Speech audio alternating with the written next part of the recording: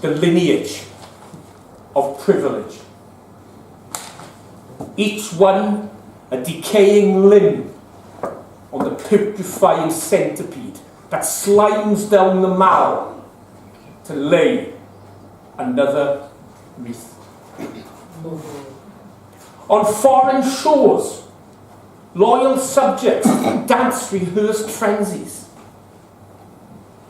Even Mandela trembled. She only cried when they smashed up her yacht. Never for Hillsborough. Never for the miners. Never for Aberfan. Never for Vietnam. The Holy Trinity. Master marionettes.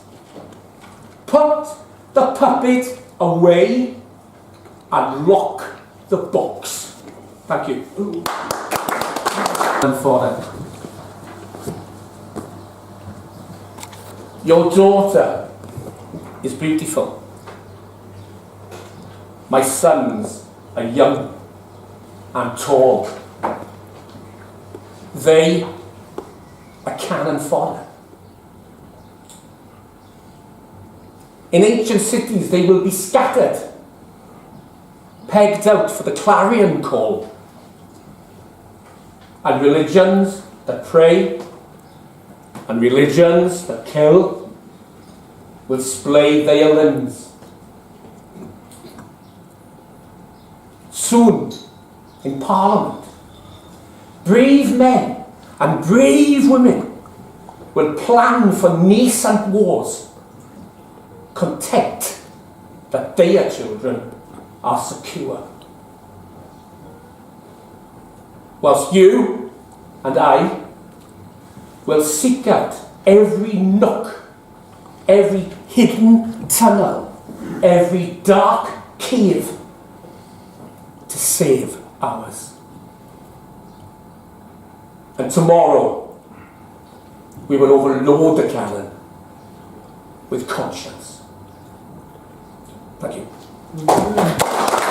The history of it was born out of a little group called Cymru Walk, and Cymru Walk, Tim Richards remains, Mark Jones, who's the co-editor, myself, Welsh Cymru Walk, the Welsh Socialists. We were very strong in the anti-poll tax movement, although Mark says the best thing we ever did was basically read poets, and Andrew was a comrade of mine in Cymru Walk. Andrew Barnes. Thanks. Donald, you must be very lonely, sitting on your high horse, hoisted by your own petard up and into your ivory tower.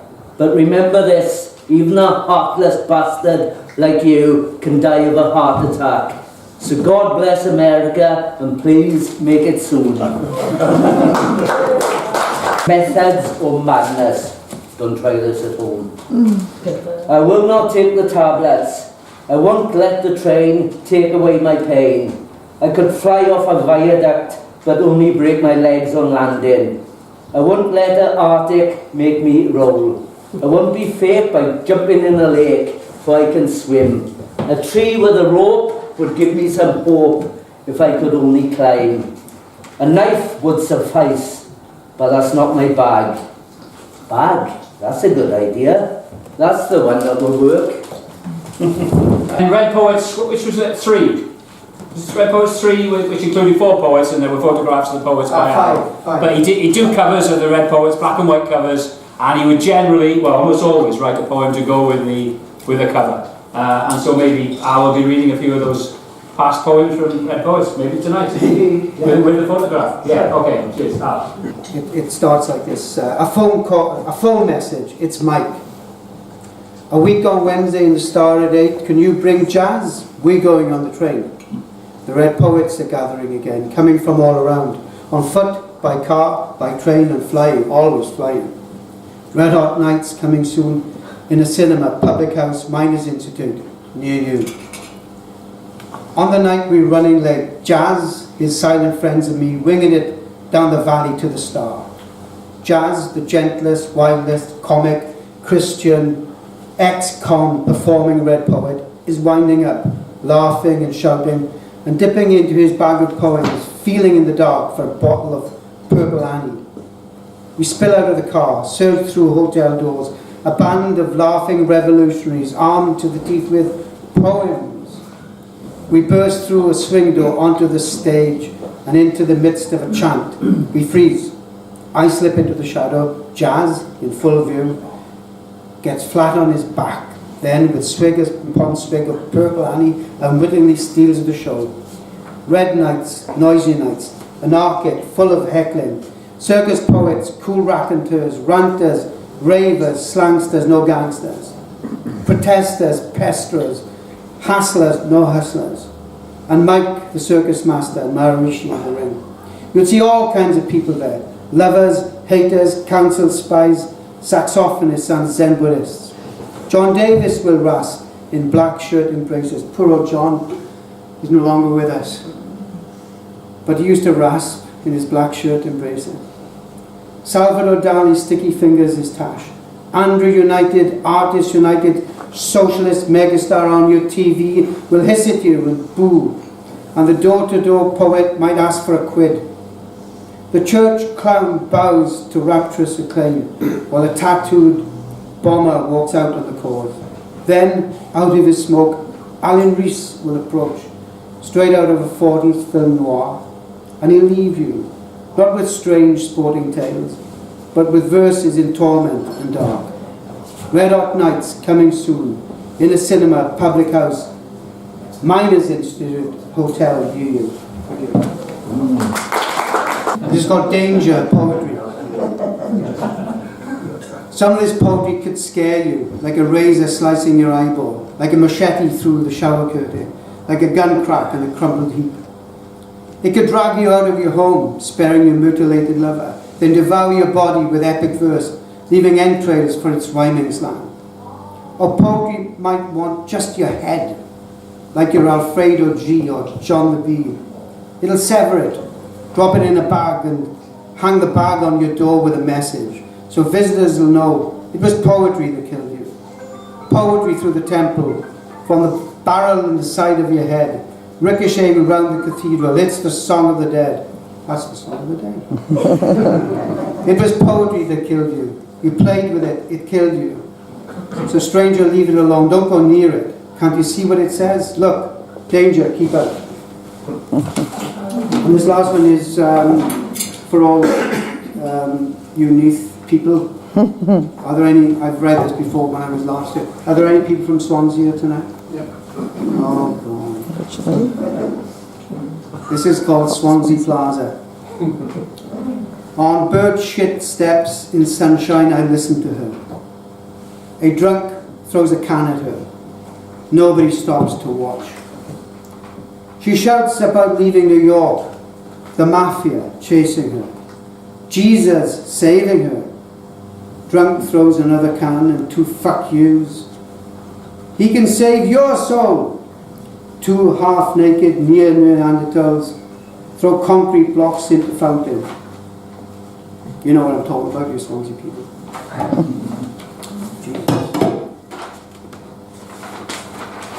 Throw concrete blocks into fountain. He can save your epileptic child. Expensive lady, expensive sunglasses, approaches, turns, trots away. Man on cleaning machine beeps into plaza. He can pay your rent. Cleaning guy sucks up the cans. I get up and walk off into the sea. Thank you. This poem I'm going to do is in this year's Red Poets, the recent one, and it's called Layla. Tamburlaine's bloodied earth beneath tiled history.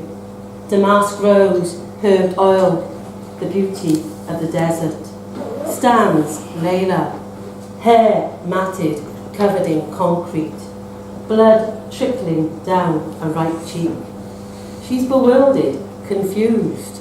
The smell of cardamom cakes baking is no longer there, neither is her mother. She's deafened to the wailing, the screaming, the crying, the bombs being dropped.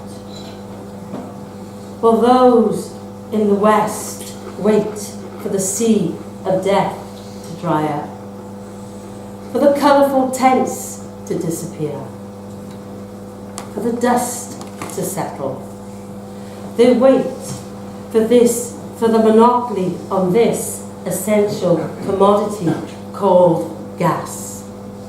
Tamerlane's bloodied earth, beneath tiled history, damask rose, herbed oil, Syria is no longer the beauty of the desert.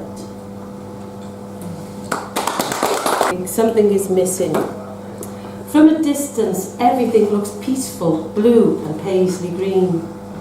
Aurora enticing you to the contours of magical, mystical Mother Earth. Rounded, breathing in and out. A voyeur, I witness the menage a trois of the moon, sun and earth. Embracing sun's thrusting fullness, drawn into the breast and womb. The rain sucked up in the heat rays, creating a haze to a cascade of euphoric tears. Stripped bare by the winds of autumn, feeling the pulse and body of the fertile soil. Rush of the spring throws forward the seed, unfurling leaves of the newborn. The moon seduces the sea, pulling tides of orgasmic oceans, crushing, crashing, ebbing, flowing to the magnetic force. Revealing winter of the soul bare, bleak, black, barren. Flowers of innocence stunted before they bloomed, tangled in the ivy of materialism, envy and jealousy. We cannot embody our light without shadow or disregard sorrow. Respecting not the false skin, but the beating heart within. Something is missing in our offspring, something ancient called love. Christina. April 1916, in a Dublin tenement block. Spring air doesn't enter here, only the stench of poverty, injustice and piss.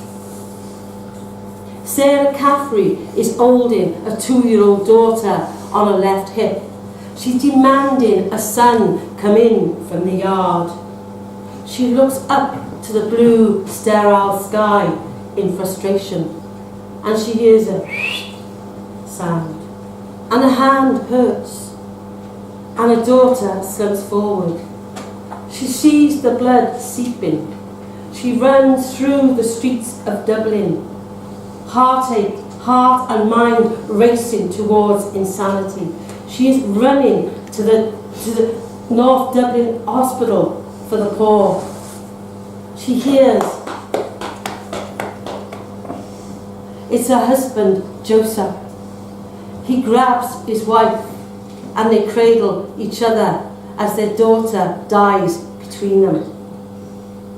May the 3rd, 1916, when Patrick Pearse is being shot, Christina Caffrey is being taken to a grave, carried by her father in a coffin that's paid from the North Dublin Union Hospital for the poor. 44 children were killed during the Easter uprising of 1916. Christina Caffrey, my cousin, was the youngest, aged 2. Thank you. This one, we've been together. We're not together, I mean separately. We're not together. I'll do the first one first, and the second one, third one, third one. This is called Time and Time Again. And they all are about growing up me from being young to being older. Time and time again. Johnny pulled a knife in the schoolyard when he was 10 years old. Mary had a baby when she was 15. Teacher had a breakdown. Pressure on us all. Father worked overtime. Mother cared for all. Johnny went to college. Mary stayed at home. Teacher took retirement. Parents grew old. The village, it was changing. New people were moving in. The young had gone away, seeking greener grass. Johnny died last winter. We buried him in snow. Mary's a new man. Just come out of jail. Male or female, rich or poor, all on their way to dusty death. There's a new Johnny in the playground, a new Mary at the door. There's a brand new school, wealthy parents, holidays abroad. Johnny and Mary running down the same lane, time and time again.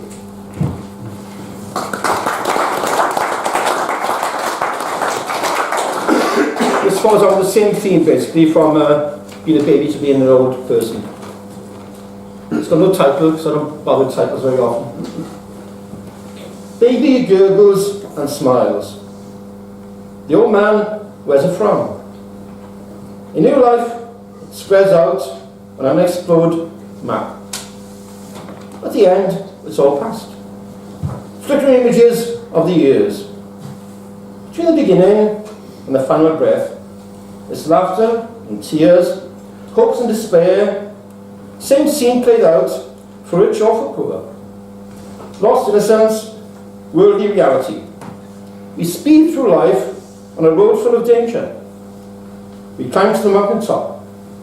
We tumble into the valley, glowing in the sun, weighing with the moon, living out our lives, a role on the stage of life. Young, we know nothing. Old, we are wise. And then the curtain comes down. The arms are folded. A spark remains, leaving a little light, shining upon our deeds, uniting our thoughts, sharing our world. Smile on, baby. Take your first steps. You too will face life and leave your footprints. That's that one.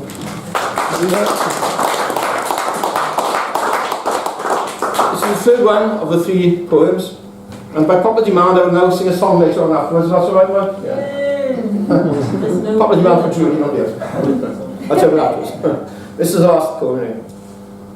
Again, no title. Ink pellets flicked. Pigtails pulled. That was puppy love in the classroom. Secret notes passed under the desk. That's when things were getting serious. Now, at lunchtime, strolling down the road, boys and girls go hand in hand. Lads with Justin Bieber hairstyles. Girls looking set for the nightclub.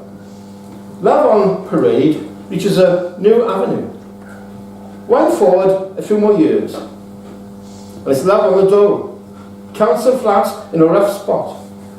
Baby swan acts as they cry. Cupid's arrow left a deep wound, piercing its way through life, reaching the heart of the matter. The game plays out over again, as hopes face reality, as flowers are trampled in the dust. Sweet bloom of innocence turns to a deathly pallor. The schoolyard leading to the world. That's that. T-shirt from 2 years ago. I bought a new one, but it's a bit too big for me, and I haven't put it on yet, so I'll put it on next year if you like. Now, if you haven't heard about Bob Dylan, he's been singing a lot of standard songs, Sinatra covers and so on. There's no common colours, these things, Sinatra songs. So last night he sang 4 standard songs, so I thought I'd do my bit of pruning and do a bit of Sinatra type stuff from Bob Dylan. Is that alright? Yeah. I'm back in the guitar from Charlie Sexton, the drums from Georgia City, but I'm going to do it best. It's an old song called The Old Black Magic. Anybody know it? Or was it a good song? Sing anything else, I do think so. Go sing it. Okay. I'll try it from. That old black magic as in a spell. That old black magic that you do so well. Those icy fingers up and down my spine. That same old witchcraft when your eyes meet mine. That same old feeling I feel inside. And when the elevator starts its ride, down and down, down, down I go, round and round I go, like a reefer's caught in time. I could sail away, but what could I do? I hear your name, I'm a flame. Flame of such a burning desire, that your kiss could build a fire. You're the lover I've been waiting for, the maid that I was created for. And every time your lips meet mine, down and down and down and down I go, round and round and round I go, in a spin. love that's been humming under that old black magic collar.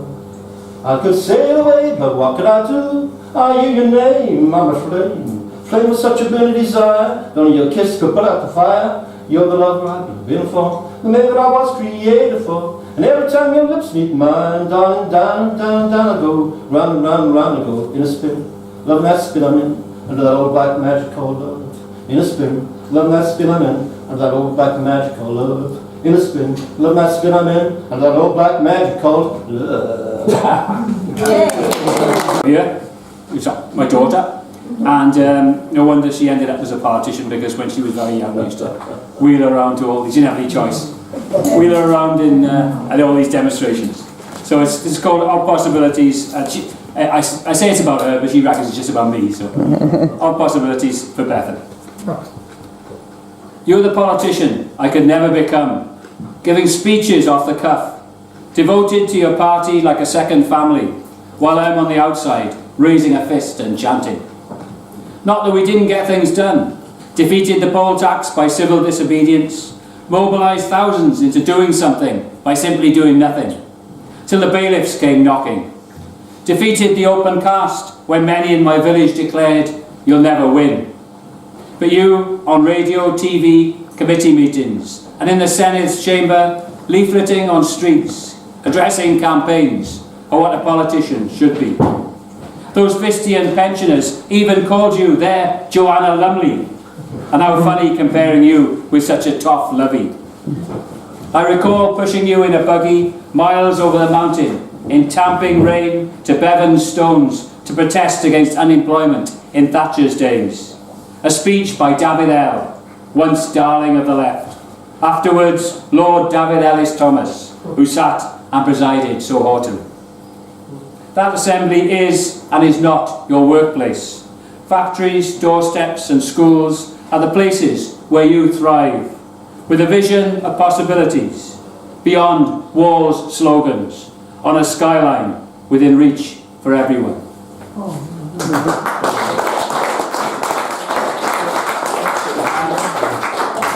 This is about another local girl, Catherine Jenkins. This is one thing we do, we've had it all day, haven't we? You know, wall-to-wall monarchy. Didn't have to mention any of his racist comments. No, not at all. Anyway, this is about something we do very well in Wales, which is Bradwyr, which is traitors. It's called Singers of the Empire. If there's any monarchists, you can beat me up afterwards. Okay, Singers of the Empire. Catherine Jenkins, OBE, is wearing her Union flag dress as she promotes her celebration of Mrs. Windsor from the side of a stagecoach bus. Dame Shirley's adorned all in gold on the wall of a conqueror's fortress, resembling an award misplaced. Sir Tom keeps his lovely accent as a Damien Hirst type exhibit, giant leek preserved in formaldehyde. Sir Bryn Terville is cultivating royal harpists at his flower festival on the hill. They grow like cliché daffodils. Cerys Matthews, MBE, sings lullabies to Kate's baby. See Hui Hui, a song of slavery without any sense of irony. Aled Jones, MBE, is interviewing Welsh snowmen who met the Queen, then melted after, never made it to Buckers. When we do Bradwyr, we do it like no others, salivating and singing for the Empire.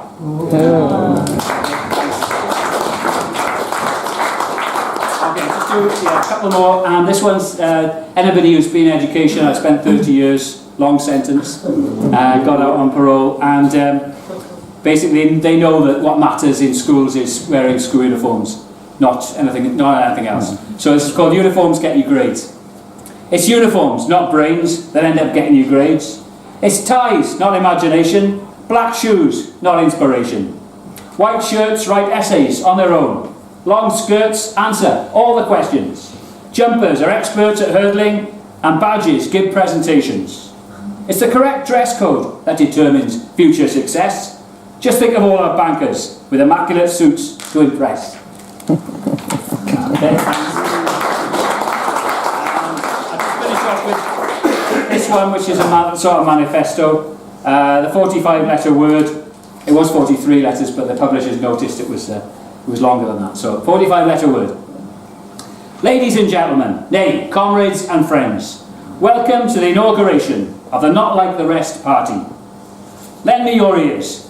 No, I won't slice them off. Our cuts will be vicious. They will be machete-wielding. Our cuts will be all-encompassing. We will cauterize to maximise. We will begin by cutting monarchy and its hangers-on, saving billions. We will follow by withdrawing from Falklands, Germany, Gibraltar and Brecon. We will declare peace with a vengeance, saving, well actually, billions. We will stop paying the pointless lords, close down every tax haven. We will not pay a single pfennig to banks who hold us to ransom. Trident will be sunk without trace, saving billions. I've done my figures. Then we'll abolish Westminster, have parliaments from villages to nations, so that, once and for all time, Britain of empire and war can be broken. So vote for us. I'm not afraid to use the 45-letter word, anarcho-syndicalist Welsh socialist republicanism. This is called Flowers for Harry, and that's Harry Patch. And it was inspired by something that we're going on about on the telly. And wear your poppy with pride, takes the whole world for a ride. Tell us it's heroic to die in war, so each generation signs up for more. Homeless, jobless, young and poor, sign here and be a hero forevermore. And the ex-squaddies on the street with broken bodies and shattered souls, should we put poppies in their upturned bowls? Poppies only for our heroes, the ones who died. What about the poor sods on the other side? Didn't they die too? We had to stop fascism. We still do. The people of Berlin, why kill you? Overthrowing tyrants is what the poor do best. Gaddafi, Stalinism, Mussolini and the rest. But rebellion's hard to organise when bombs are falling from the skies. No poppies for Nagasaki and so many more. What were those folks dying for? Was it their country? When we flew over Dresden and set it in flames, 100,000 died in one night. We could send them each a poppy if we only knew their names. And what about the kids born now in far-off places where the drones come? Should we send them poppies to do instead of limbs and faces? Who makes the flags we murder for? Who decides we go to war? What is a country? What about our world? Isn't it time the flags were furled? They know we can't fight tyranny if we're too busy fighting each other. Flags and poppies make us heroes when we could be brothers. And the ex-squaddies on the street with broken bodies and shattered souls, should we put poppies in their upturned bowls? Thanks.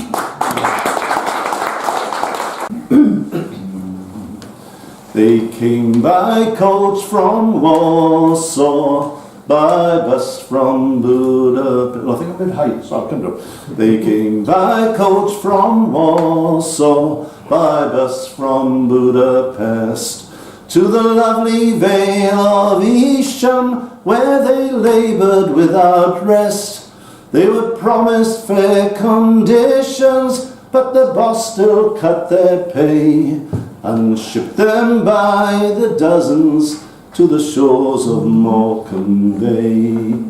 They picked apples up in Hereford, red cherries down in Kent, worked in the stinking abattoir, to Lincolnshire they went. Were 3 months packing poultry just north of Ross and Wye, and almost drowned in Tewkesbury town when the river ran so high. Bring the harvest home, they bring the harvest home, been cheated and mistreated, but they bring the harvest home. And you'll find them in the fruit fields, they pick and mix and pack. The first ones to be shown the door when the order book is slack. They drive tractors and crop sprayers, being drenched in pesticide. They'll be gone before the morning to a plant on Humberside. And from Reading down to Redruth, from Cardigan to Gwent, In farms and fields and factories, they work where they've been sent. Gang masters took their labour, cut their wages to the bone, and they pay the price in sweat and blood when they bring our harvest home. Bring the harvest home, they bring the harvest home. Been cheated and mistreated, but they bring the harvest home. Bring the harvest home, bring the harvest home. Been cheated and mistreated, but they bring the harvest home. Short to start with, right? Okay. Sometimes you don't know what good care is or good nursing, but when you see it, you know it. And this is something I saw. It's called a chandelier. She now sat up in bed, sipping milky tea, breaking a tight, shy smile and smoothing her temple and checking the small bun that lay like a white mouse on the back of her neck. A firm voice assured her that she could have more toast if she would like some, and slapped a pile of Woman's Weeklies on the bedspread. Her transformation was just one of the human adventures I had watched while lying in this hospital.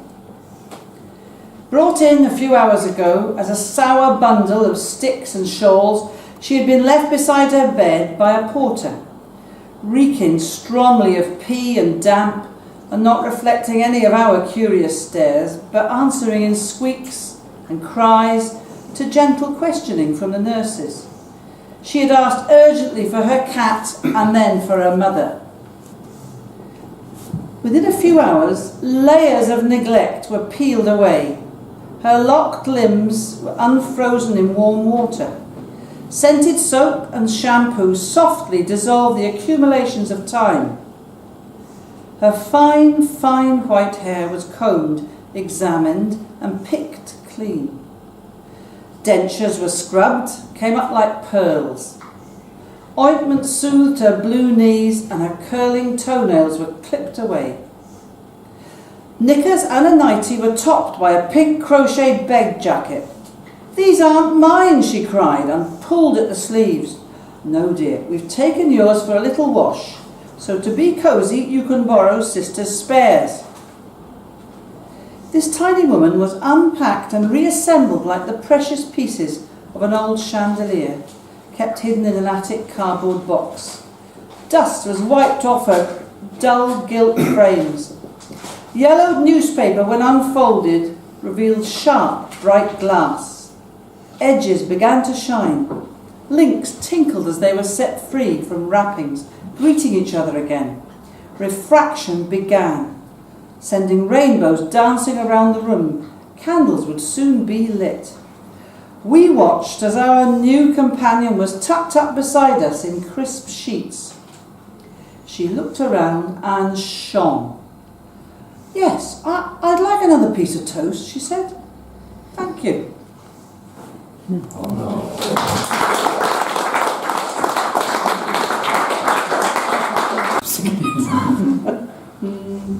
He was a real strong abolitionist, Robert Burns, and this is about 250 years old. Yeah. It was in sweet Senegal that my foes did me enthrall, to the land of Virginia, Virginia, oh, torn from my lovely shore, that I would never see it more. Alas, I am weary, weary, oh. All along that charming coast is no bitter snow or frost, like the land of Virginia, Virginia, oh. There the streams forever flow, and the flowers forever blow. Alas, I am weary, weary, oh. burden I must bear of the bitter scourge I fear. In the land of Virginia, Virginia, oh. And when I think on friends most dear, it is with a bitter, bitter tear. Alas, I am weary, weary, oh. It was in sweet Senegal that my foes did me enthrall, to the land of Virginia, Virginia, oh. Torn from my lovely shore, that I will never see it more. Alas, I am weary, weary, oh.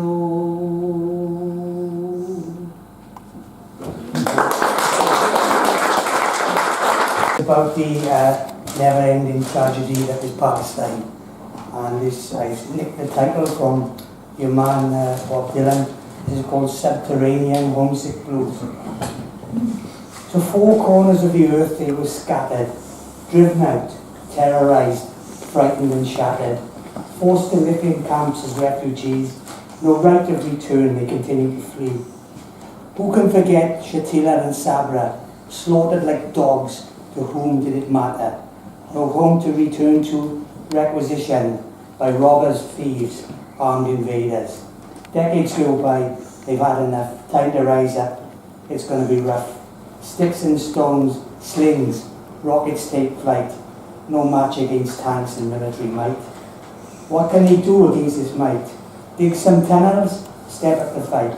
Smuggle in some parts, make some missiles, a forlorn strategy, hope becomes futile. Insulted, denigrated, oppressed and bombed, when will the world recognise this wrong? Their enclaves, firestormed, a regular occurrence. Children lie dead, broken under the rubble. Gaza, an open-air prison, no better than a cage. No wonder people hit back in a suicidal rage. A monstrous apartheid wall is built. Zionists display no shame, admit no guilt. Israel, the biggest recipient of US military aid, continued to build settlements, expanding their aid. This was never terra nullius, an empty land, the old lie told, a huge sleight of hand. Is the world content to let this be, or will it act to end the catastrophe? I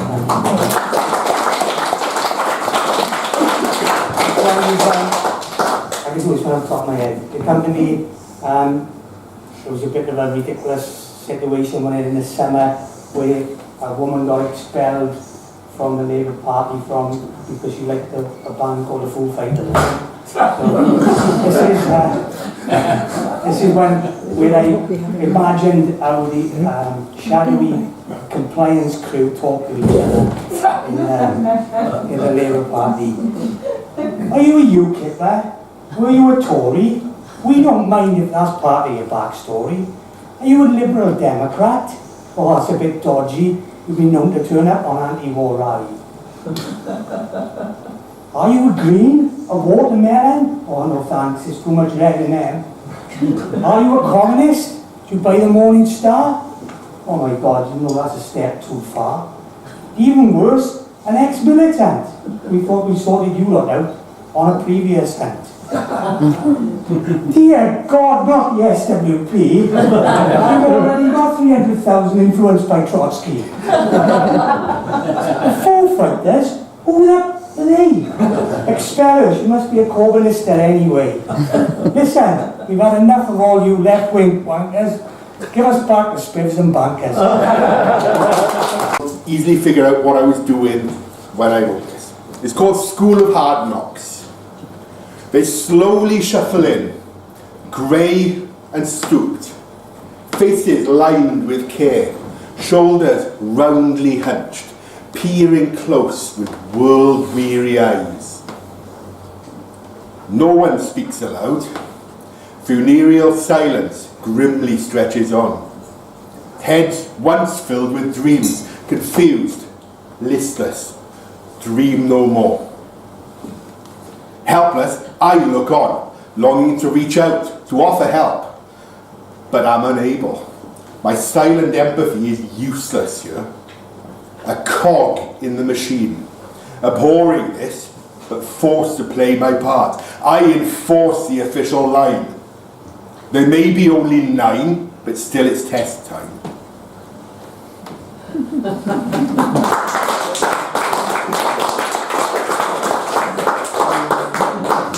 I wrote that while invigilating a test, under protest. Okay, I've got lots of them here. You alright when they're online, Barry? Yes. Okay, dearly beloved, come with me to church for a reading from the Gospel according to St. Duke, chapter 2, verses 8 to 14. And there were in the same country peasants abiding in council flats, keeping watch over their meagre budgets. And lo, the media agenda came upon them, and the glory of hype shone round about them, and they were pacified.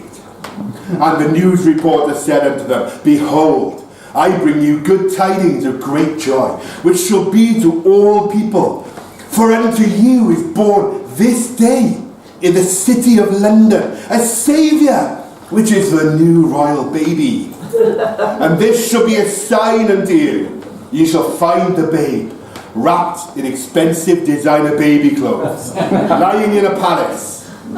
And suddenly there was with the news reporter a multitude of media hacks, praising the monarchy and saying, Glory to the Queen in the highest, and on earth peace, hoodwinking all men. This is the word of the Lord.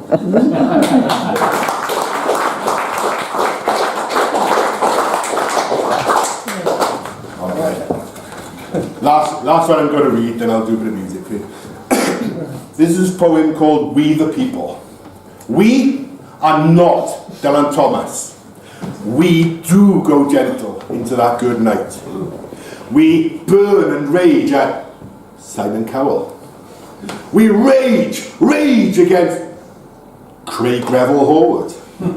We ignore the death of 1,000 cuts. We are willfully sedated. We are lulled into a stupor. We are wholly apathetic.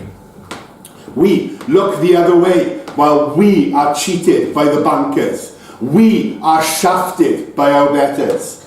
We are bought and sold for profit. We are forced to take a pay cut. We embrace false propaganda. We should let ourselves get angry. We should make the bastards listen. We should make a stand for justice. We could change things for the better. We could cause a revolution. We can't be fucking bothered. I play this song a lot anyway, it's called Defaid. Anyone here speak Welsh? You should have a command about it? Well, I pob to shout about, okay? It's called Defaid, it means sheep. And it's about a day when all the sheep, Wales is famous for sheep, isn't it? They're all over the place. It's the way they flock together and follow every other sheep when the monarchy comes calling. You may have guessed, I love the Queen. Well, no, sorry, get it right. I love Queen. Freddie Mercury was brilliant. But apart from that,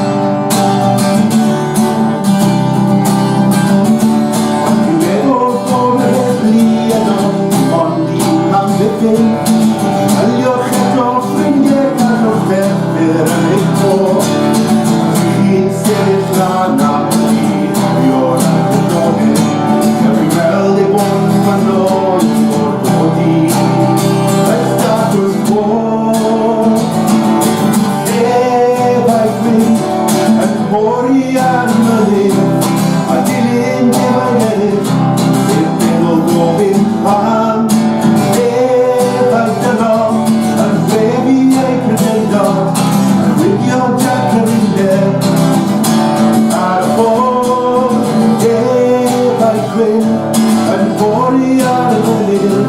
I'm feeling till I get it. Little walking palm, yeah, right along. And baby, at the game door, with your jacket in there, I'll fall the salty.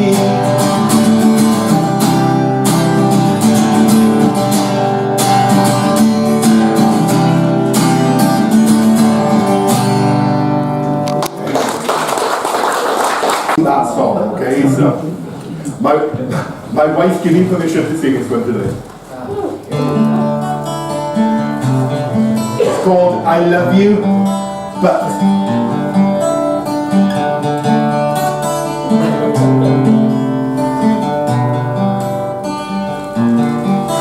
At the close of the day, when all has been said, take my hand gently and lead me to bed.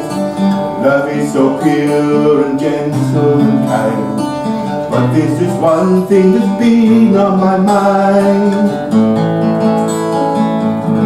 Guess what it is? I want to sleep with your sister. I want to sleep with your sister. It's really hard to resist her. I want to sleep with your sister. Guess worse than that, nobody? That was Miles.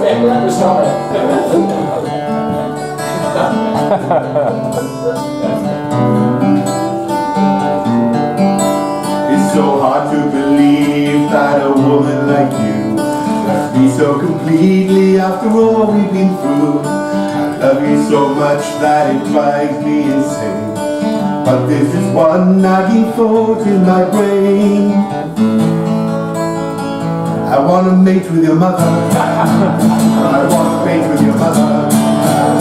I'll be your sweet lover. I want to meet your mother. I want to sleep with your sister. I want to sleep with your sister. It's really hard to resist her. I want to sleep with your sister. You think that's the worst of it?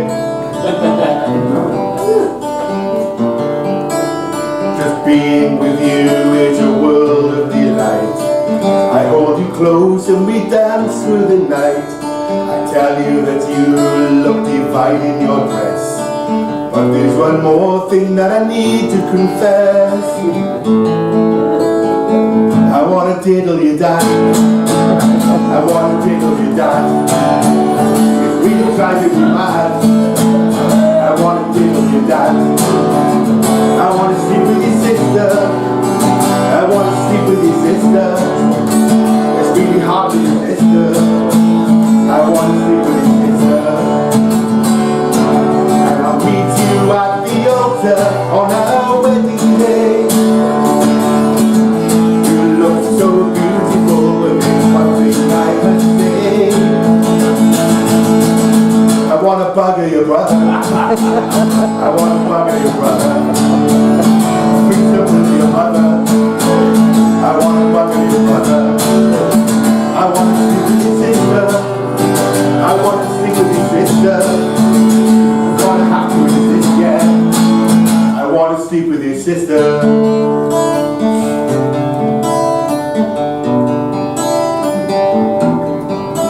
Oh, I love you.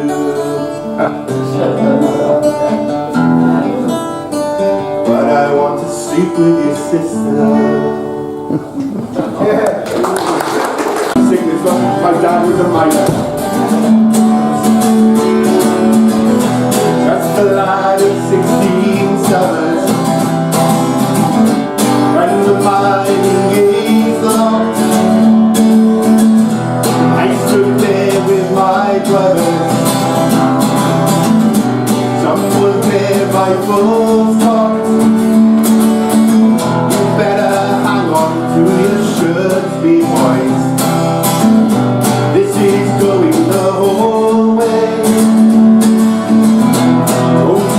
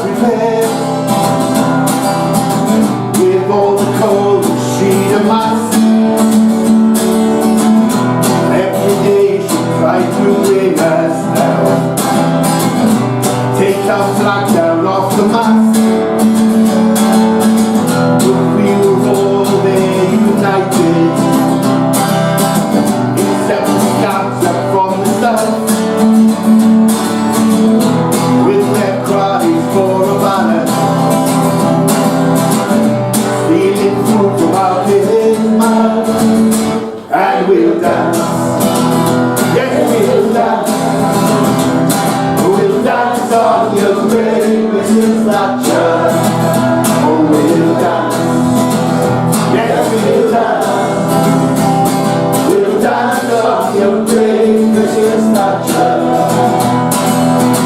It's 30 years now since it came and went. But what for I hear you say,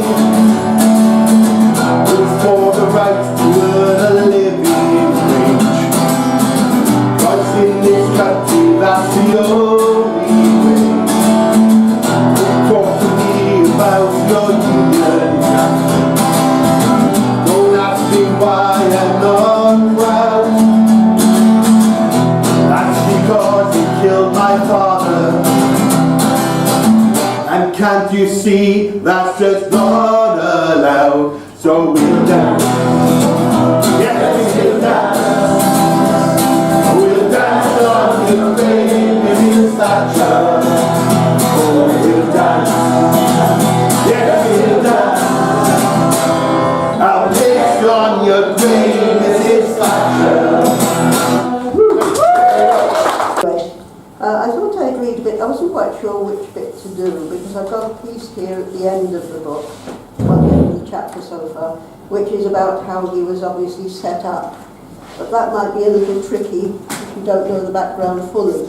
So I thought I'd read, and I apologise to anybody who comes to the August celebration or commemoration, not celebration, of the funeral, but it's the sort of last few days. The respite that Price had managed to obtain for Dick, that's Joseph Tregellis Price from Leith, was almost too late.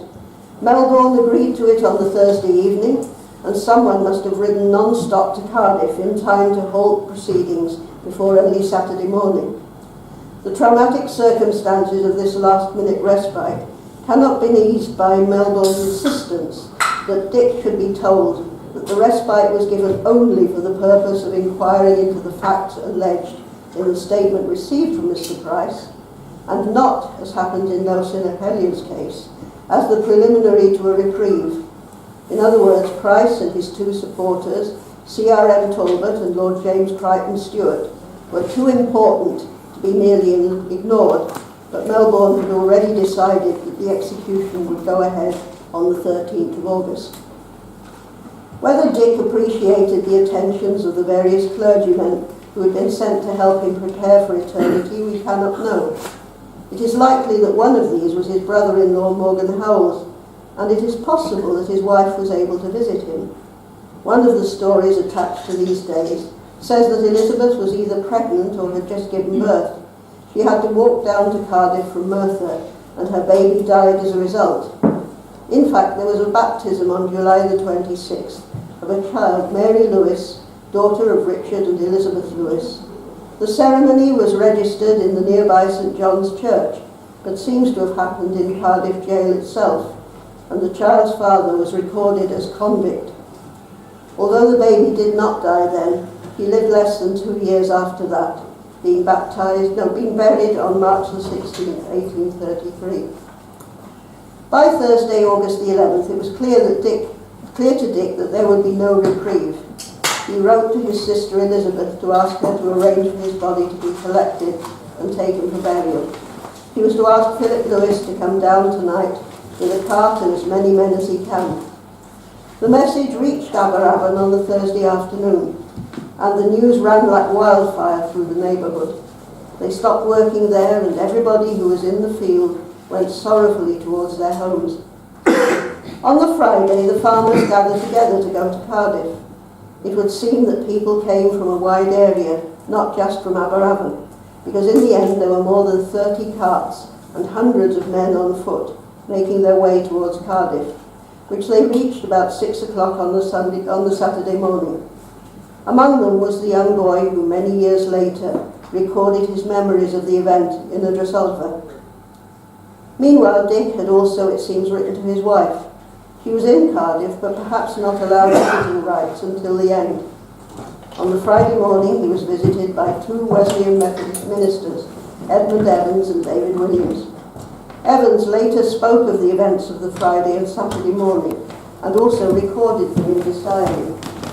These ministers were strangers to Dick, and seemed to have accepted his guilt, and they also seem to have viewed him as someone with no religious background. Evans commented that they had exhorted him to ask for Jesus' sake, but he had no idea of the intercessor, this of the brother-in-law of Morgan Howells and product of the Sunday school in Carmel Aberabon. It has to be said that their reports show a certain degree of self-admiration at their own noble performance as spiritual advisors, but they do allow us to hear Dick's own voice, very briefly but clearly. Mr. Williams asked the condemned man some questions about the matter of his soul. Then Dick said that he hoped that God would have pity on him and would show in some way that he was not guilty of stabbing the soldier. Richard Bach, said Mr. Williams, I'm not asking anything about that. I wish to be honest with you because you are going to face the all-knowing God, and it would be a terrible thing for you to meet him with a lie on your lips. Indeed it would, he said then, but I am not guilty. In the afternoon, the two other ministers, Messrs. Jones and Rowlands, also went to pray with him. He certainly had plenty of advisors. On the Saturday morning, two of the ministers, Williams and Jones, arrived at the jail at 6 a.m. to find Dick and the prison chaplain, the Reverend Daniel Jones, deep in prayer. Then there seems to have been a relay of prayers until the other two, Evans and Rowlands, joined them an hour later. At that point, the jailer arrived with the condemned man's last meal, a cup of tea and a thin slice of bread and butter. Dick drank the tea but left the bread, and then his wife came to say goodbye to him, in a cell full of clergymen who would not appear to have had the common sense to give them their last few minutes in privacy. After that, the company moved to the prison chapel, where they all, including Dick, took communion. Then the clock struck 8 and the final act began. The group went out into the courtyard, where the executioner and the keeper of the jail came forward, tying Dick's arms and putting fetters on his hands. Then a little procession formed, first the sheriff and the keeper, then the chaplain who was reading the burial service. Next came Dick between the executioner and Mr. Williams, and finally the other three ministers. They mounted the scaffold to see thousands of spectators in front of them. These may have included Dick's brother and sister, Matthew and Sarah. As the hangman placed the rope around his neck, Dick cried out for the last time, Lord, here is injustice. And then, more quietly, O Jesus, forgive them and me. The trap opened and he fell. This time they found an executioner in Worcester, who was, one hopes, less of a novice than the original. But Dick's foot caught, kicking out in a final protest perhaps, and after 2 minutes the hangman had to pull on his feet to finish the job. The body was left to hang until 9 o'clock, at which point there was a thunderstorm and heavy rain. Then it was taken down and handed over to the family, who took it to the Prince Regent Inn in Crockherb Town, now Queen Street. There they placed it in a more suitable coffin, using the prison box as an inner shelf. I won't go on to read the whole account of the funeral, but there is one last bit I'd like to read. Oops, yes. This is the end of the bit. I've been looking at his guilt or innocence. As for Dick himself, both of the Cambrian accounts of the execution note that he felt himself to have been singled out, not just as a scapegoat, but to screen others more guilty than himself. The second account, with its dubious tale about the wound on Dick's leg, comments with a curious echo of the words of Aaron Williams in 1800, who had also been executed, that he had said he was dying for thousands. At least in Dick's case, the thousands remembered him. Blues. One day the flowers will return. The rain that hangs its curtains round us will be opened. Stars will reappear in the night sky. Swallows will chirrup over the field. One day the bees will be seen humming over our gardens, whose swamp like mud will dry and grass will grow, lilac and green. These endless nights of loneliness, listening for footsteps and drumbeats on the pane. These endless mornings of thick mist and air unfit to breathe, and the planting of seeds in toxic soil to feed our families with homegrown. Why? The old is sick and so are the young. The traffic from the M4 drowns out the songbirds' sweet songs. Yet still, they will come. Does the Hiraeth call the wild migrants like it pulled me home? My roots, my valley, waiting for the steelworks to go and the flowers to fill their graves of those who went before.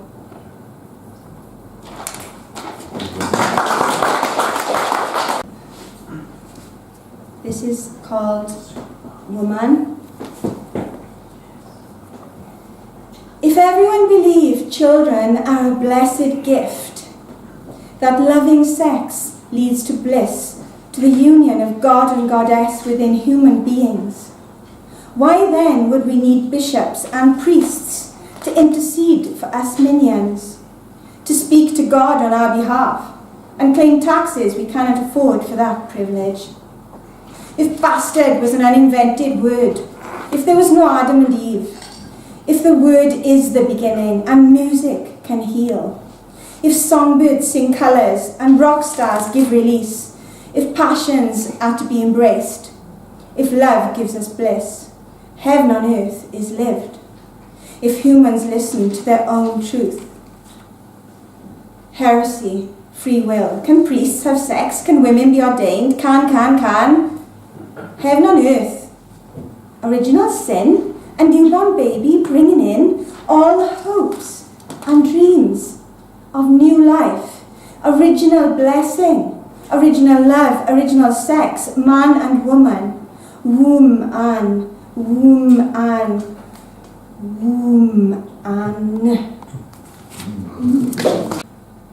Hold me now,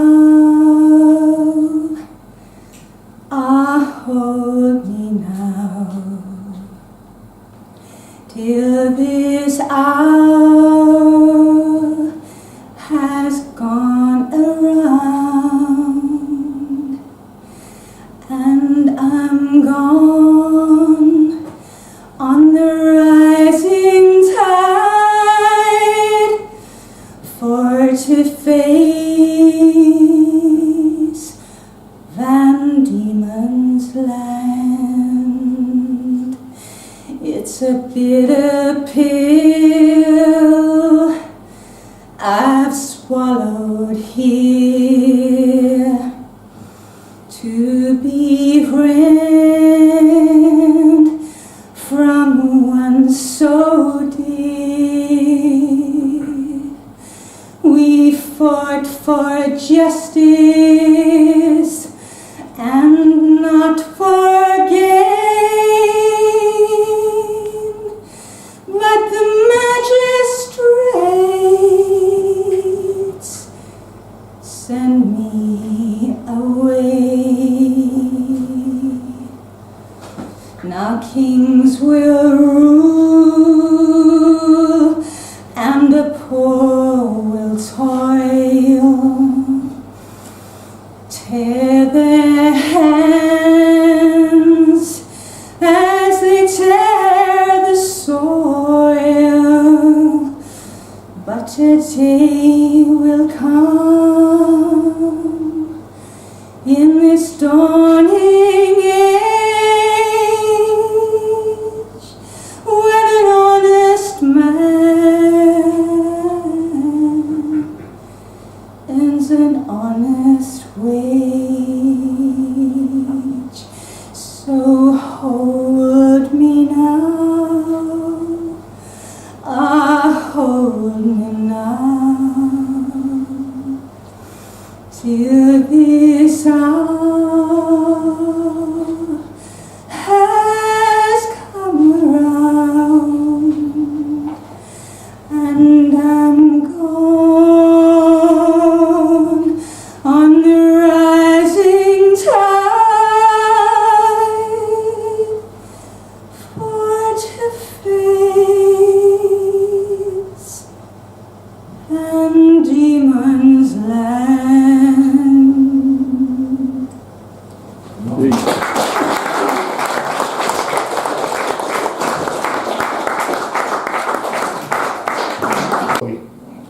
I'm going to read something that's almost certainly a Roman story completely made up.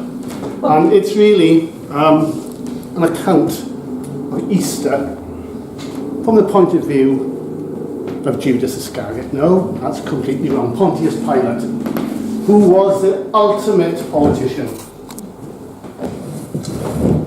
He's just like the boss you always hated.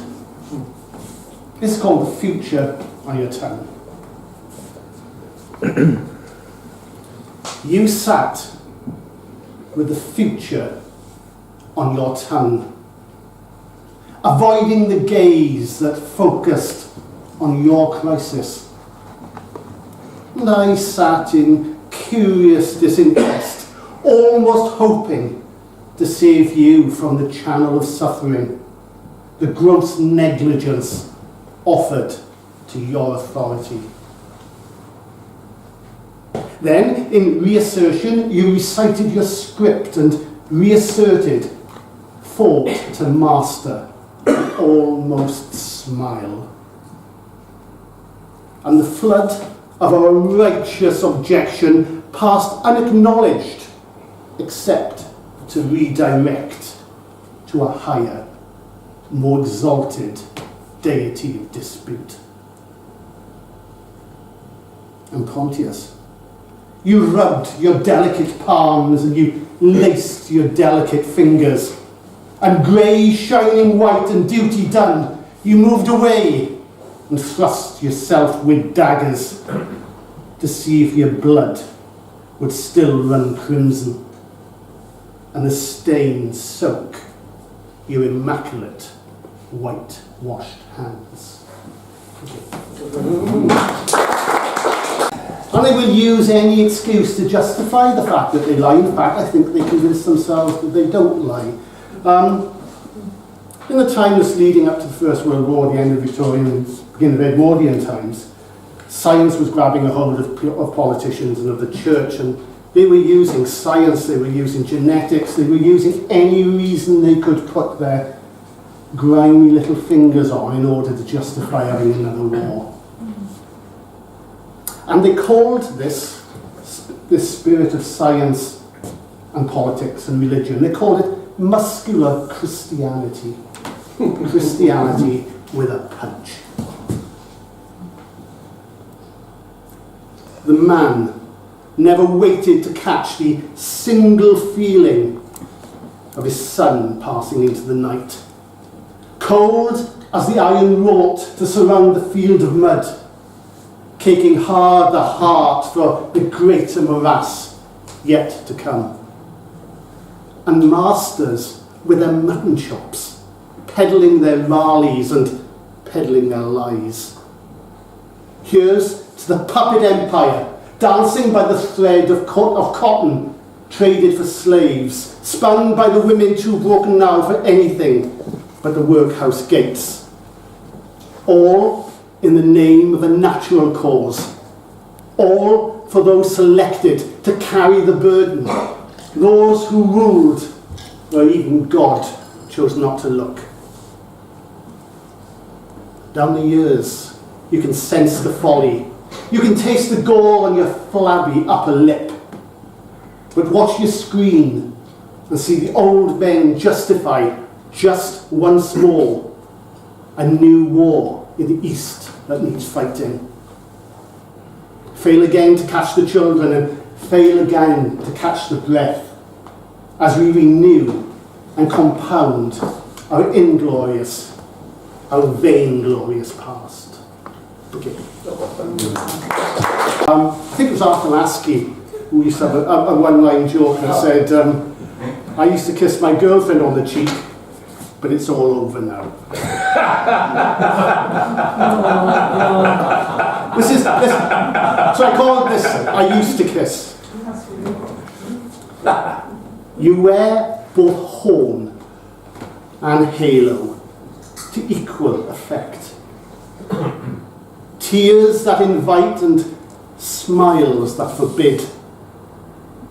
The sense of the sensuous, fraught with denial, nor holds barred, but tied at the wrist. A silken suggestion that slides at a mention is held by one pin jewelled and fast.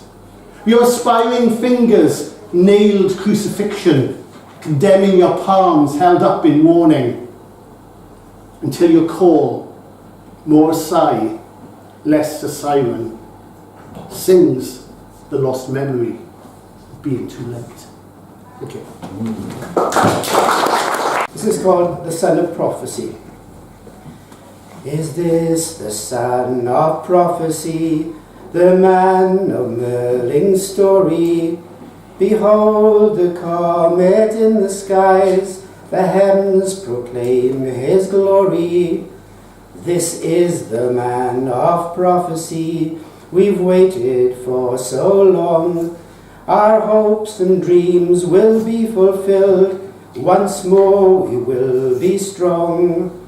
This is the son of prophecy, foretold in ancient tales. This is the son of prophecy, the Saviour for all Wales. This is the son of prophecy, the whole sky is alight. Believe now, all you fickle hearts, the signs are here this night. This is the son of prophecy, the day has come to pass. A leader has emerged, we will be free at last. This is the son of prophecy, foretold in ancient tales. This is the son of prophecy, the Saviour for all Wales. This is the son of prophecy, foretold in ancient tales. This is the son of prophecy, the Saviour for all Wales. 65. It's called the Clydach Vale disaster. There was a mining disaster in Clydach Vale. On the 17th of May, in the year 65, 31 miners were buried alive, and few were left to tell the tale of the pit disaster at Clydach Vale. At the number 1 pit, the explosion occurred, and the noise of the blast many miles round was heard, and the walls and the roof came tumbling down, and the men were embedded like stones in the ground. Came you by Tonapandi as the sun came to rest, and saw you the women a-beating their breasts. I came by Tonapandi, and as I passed by, I saw the women with tears in their eyes. They were weeping and sighing in grief and in sorrow, and saying that all was lost and there'd be no tomorrow. They watched as the men were brought from the tomb, their faces all coal black, their bodies all numb. The earth, it grew damp with the tears that fell, as the 31 miners were brought out of hell. Then up spoke a young boy who lay on the ground. When I grow to be a man, I'll close these pits down. Down the road trying to be a good driver. I'm the best driver that there is around, but everyone else seems to drive me wild. The roads today are a battleground. You're a hog, you're a hog, you're a bloody road hog. Worst driver if I'm not mistaken. You're a hog, you're a hog, you're a bloody road hog. I think all hogs should be bacon. You're driving up my arse, so for goodness sake, don't you know there's no space to stop? If you keep doing that, I'm going to slam on my brakes, and you'll be in for a bloody great shock. You're a hog, you're a hog, you're a bloody road hog. Worst driver if I'm not mistaken. You're a hog, you're a hog, you're a bloody road hog. I think all hogs should be bacon. Why the hell are you driving so slow? You're not in a funeral procession. Must be an old fart with your wife in tow. Both your hats give me that impression. You're a hog, you're a hog, you're a bloody road hog. Worst driver, if I'm not mistaken. You can join us. You're a hog, you're a hog, you're a bloody road hog. I think all hogs should be bacon. Don't indicate, will you, you stupid prat? How do I know which way you're turning? Do you think I read minds, you scumbag rat? I think your brain needs burning. You're a hog, you're a hog, you're a bloody road hog. Worst driver, if I'm not mistaken. You're a hog, you're a hog, you're a bloody road hog. I think all hogs should be bacon. When I'm driving at night on a country road, with your headlights on, I'm blinded. Why not dip before you turn the corner, you toad?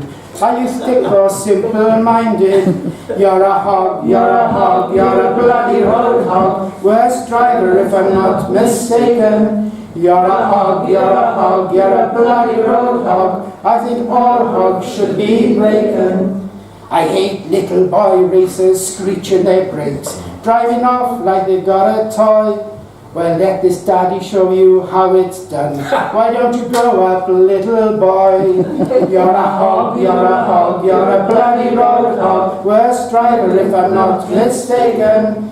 You're a hog, you're a hog, you're a bloody road hog. I think all hogs should be bacon. On the motorway, you hog the middle lane, as if you own the bloody road. Has anybody told you you're okay, or even that you're a load? You're a hog, you're a hog, you're a bloody road hog. Worst driver, if I'm not mistaken. You're a hog, you're a hog, you're a bloody road hog. I think all hogs should be bacon. Why the hell are you driving so fast? Why the hell are you in such a hurry? If you'd set out sooner, you could take your time. Oh, and did your parents ever marry? You're a hog, you're a hog, you're a bloody road hog. Worst driver, if I'm not mistaken. You're a hog, you're a hog, you're a bloody road hog. I think all hogs should be bacon. It's called An Old Man's Voyage. I think old age will go well with me. I will lean on my gate, and with my pint of mead, and my how do you do hat, then I'll bellow at passers-by that I'll continue to wear special underpants. I'll sit in mud watching damselflies balk. This will somehow remind me to fetch my jam jar and scruffy boots. I will clamber down my boggy wood for caddisflies and whirligigs. Toads will pee on my hands, and I will give them names as I have always done. Preachers will knock my door to witness me in a state of undress. I will engage them in old-time talks, then follow them down the road, saying I was a third-generation knife grinder and that God couldn't organise a scouts outing. Naked I shall grease my arse with duck fat to slide down Summer Hill. There'll be a ding-dong with a fierce horsekeeper who'll call me 5 kinds of fool, and I will call him clown and gobshite. I'll revel in red nectar, snuggle in my evening pub, and contemplate the cutthroat world outside. I will continue to hold the view that death follows greed, and then wonder out loud how our oil got under someone else's sand. My red bandana friends will help me nudge my car off a cliff. There'll be somersaults as the car becomes a foot long. Then we'll whoop and jig with real teeth and muscular calves. I'll stroll around in snowflakes down to a loincloth to demonstrate my Viking-like ability not to tremble in forbidding temperatures. People will say, by Christ, he does not seem to even tremble. And then, whilst wearing my emergency waistcoat, I'll spend my final days in rocking chairs and fail to make them budge. But I will smile, for the failure will no doubt be due to the onset of Shagger's hip. So I say yes, yes, yes, yes. I think old age will go well with me. Yeah. Say hello, Stu. I just call it Wow. It just wows me. Tuxpan, Mexico, 1956. Shay and Fidel are counting by a gangplank. They come in ones and twos, hugs are silent, stomachs quiver, beards twitch. Grandma is the name of the boat. She has 80 rebel souls. She has 2 seasick engines. She has biscuits and rifles. She's 60 foot of crowded wood. Fidel and Shay are back in action, eyes westward for 1,000 miles and more, where Americans have piled on thick the brothels, casinos, the layers of cocaine. Shay and Fidel place a bet of their own. Fidel says to Shay it's a long shot, but he thinks it might just work. Cuba is the shape of a hammerhead shark. Ropes go loose, they seek the head. The hull swims low, the roof gapes. There are no lights for fear of being seen. Here come the winds to mimic Shay's asthmatic rage, his drug left dry on a Mexican shelf. Here come the storms, the shipping of water, bilge pumps that do not pump. It's buckets all round, faces drained of blood, boots spread with vomit. On the 7th day come sandbanks a mile from shore. Through waves, chest high they wade, guns on heads with triggers jammed. Then on to the suck of a swamp. They trudge beneath the gaze of troops. Batista's men will pick off 60.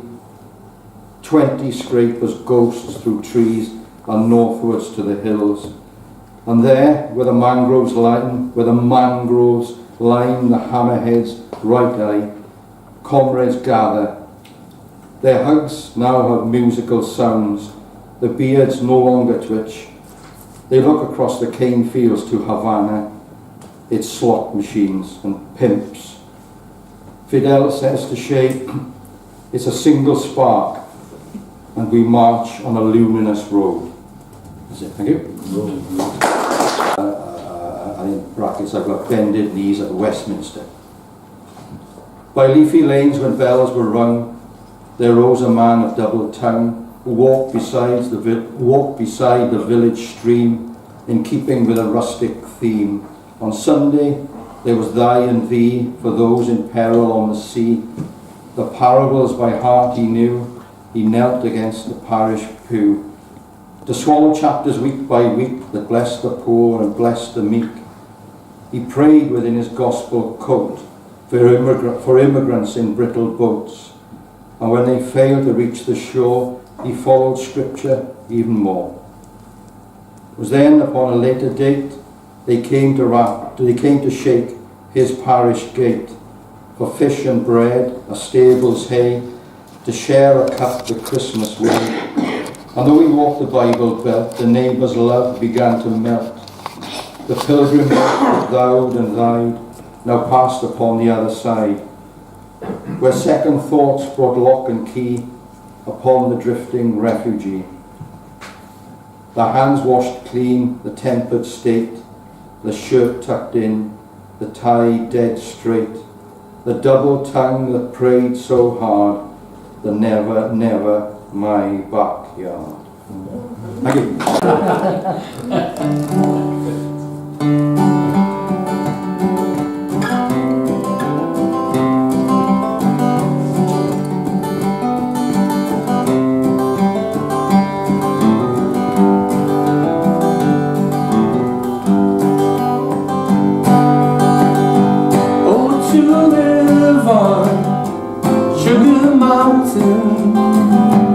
With the barkers and the colored blues, you can't be 20 on Sugar Mountain, though you're thinking that you're leaving there too soon. You're leaving there too soon.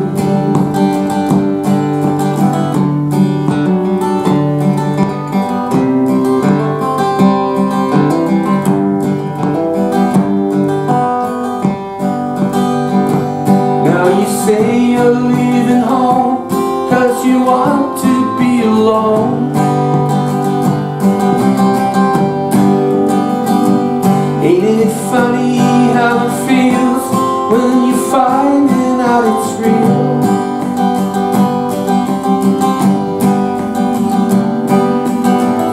Oh, to live on Sugar Mountain with the buckers and the colored blues. You can't be 20 on Sugar Mountain, though you're thinking that you're leaving there too soon. You're leaving there too soon.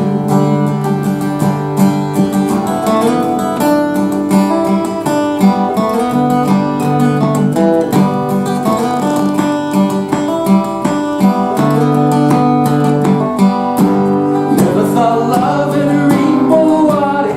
Used to think a cloud was a nightmare. That was up until when I first met you. Now I go around hoping you care. Dance, dance, feel it all around you. Dance, dance, dance. Never thought love in a rainbow water. See the girls dance, see the girls dance.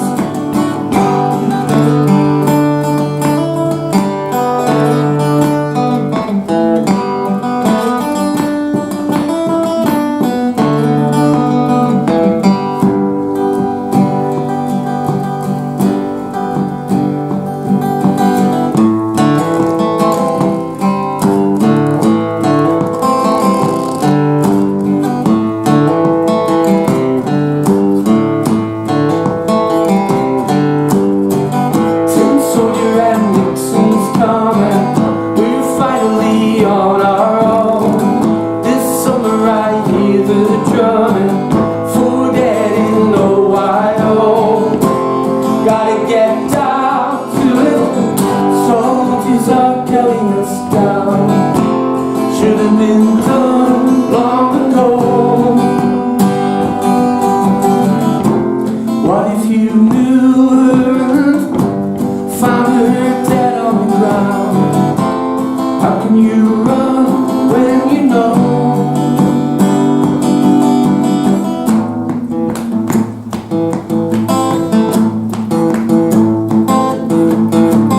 La la la la la la la la la la la la la la la la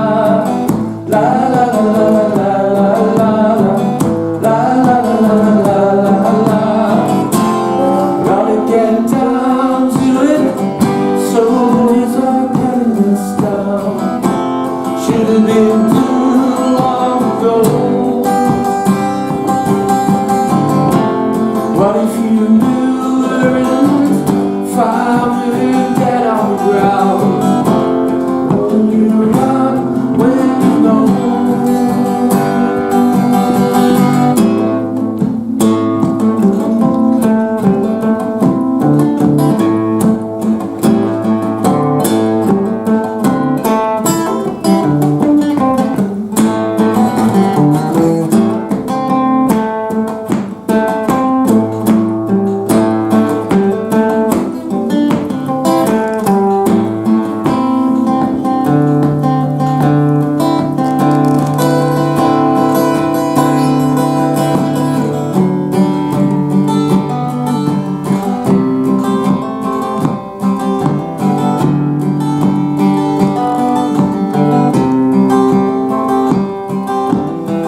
Oh, to live on Sugar Mountain with the buckers and the colored blues.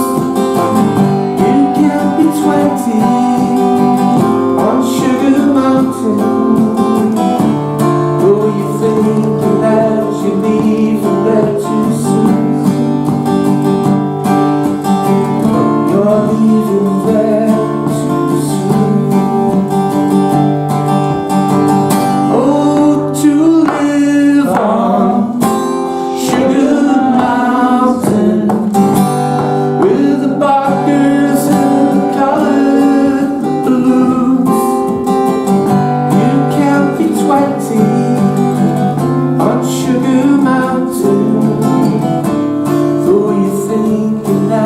You're leaving there too soon.